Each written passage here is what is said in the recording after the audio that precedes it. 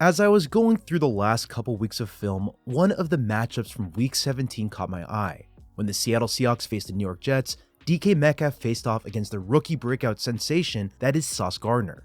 For how built up I thought this battle would be, it was honestly pretty one-sided. Sauce Gardner came out on top, and he only allowed a total of 3 yards. In this video, I wanted to break down this back and forth battle and look at exactly what happened. Before we begin though, if you can do me a huge favor and like and subscribe to my channel, I'd greatly appreciate it.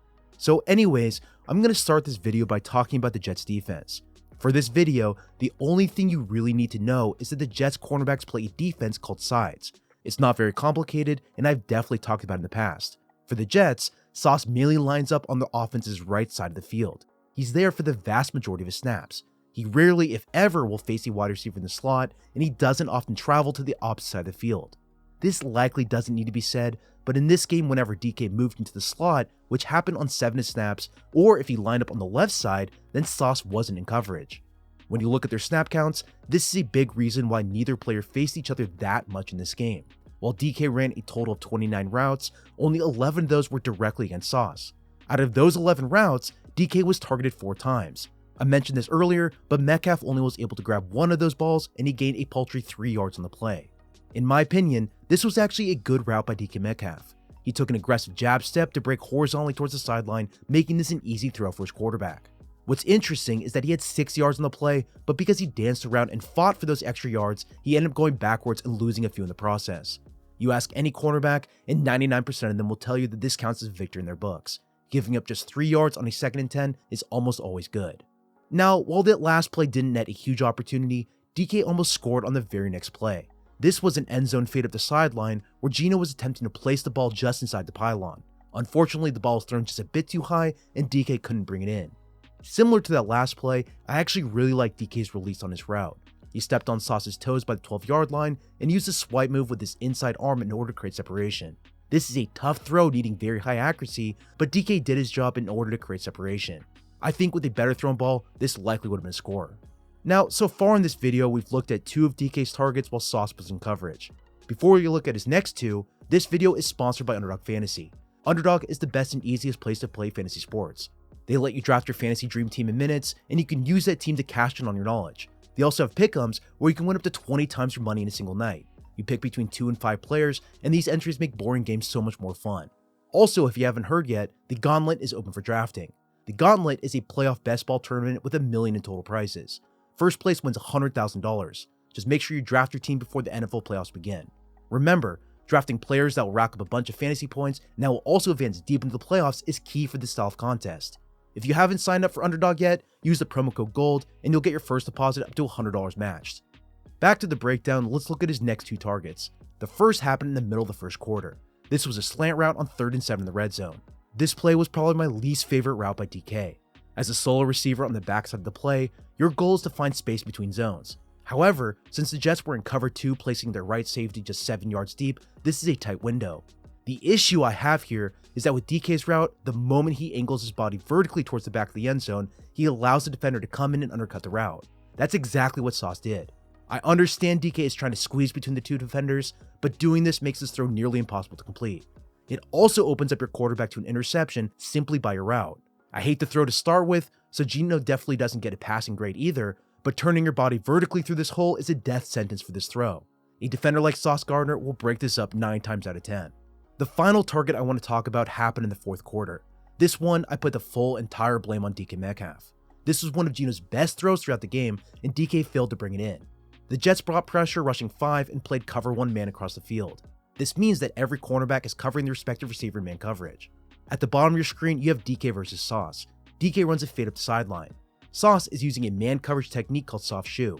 This press technique features a defensive back that will feather or will soft shoe backwards, giving the receiver space to make his move.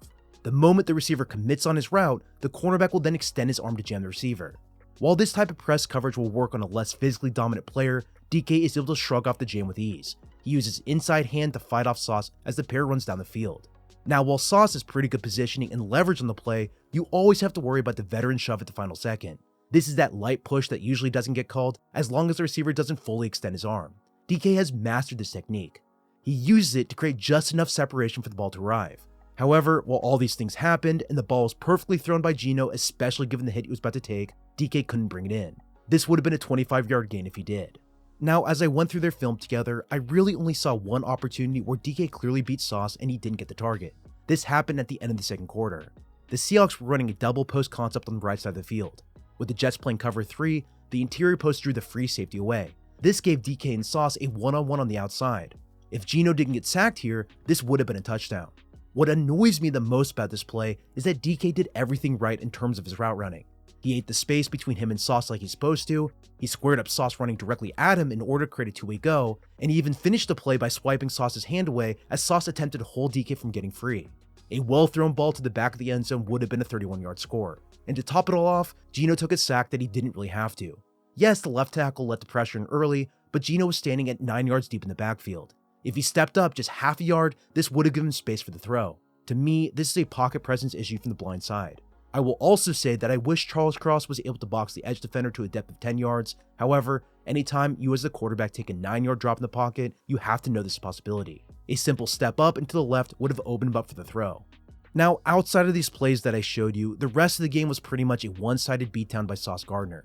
Granted, they only faced each other 6 more times, but it's not like DK was clearly open or should have gotten the ball in any of these other plays. The other thing we have to note is that DK did only run 29 routes against the Jets. This was mainly due to the early success of the Seahawks running game. If you didn't watch this live, Kenneth Walker and DJ Dallas combined for 176 yards on the ground. Pete Carroll and Shane Waldron were more than happy to run down the clock. The Seahawks took an early lead 2 minutes in and they never let it go. In a more competitive game, DK likely could have gotten more targets.